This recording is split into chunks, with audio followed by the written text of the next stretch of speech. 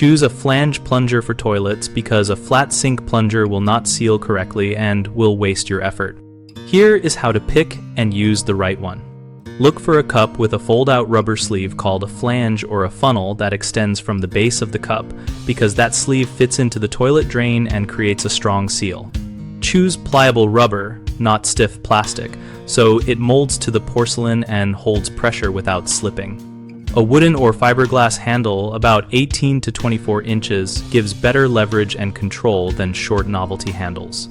Before plunging, warm the rubber in hot tap water for 30 seconds to soften it, then press the flange into the drain opening and cover the cup with water until the rubber is submerged, since water transmits force better than air. Push gently to expel air, then pull up and push down in steady strokes for 15 to 20 seconds, keeping the seal intact and letting the rebound do the work rather than brute force that can splash or damage seals. People often grab the wrong shape and wonder why nothing happens.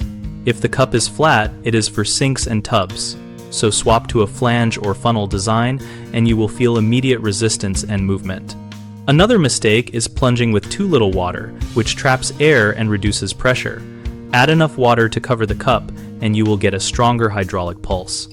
A third issue is breaking the seal during fast strokes and losing momentum. Plant your feet, hold the handle vertical, press down to seat the flange, and keep consistent rhythm so the seal stays tight and the clog loosens smoothly.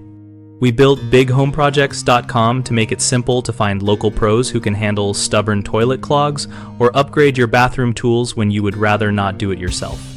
We also help contractors get discovered by nearby homeowners, and we host a friendly discussion community where all of us share tips, compare tools, and learn what really works.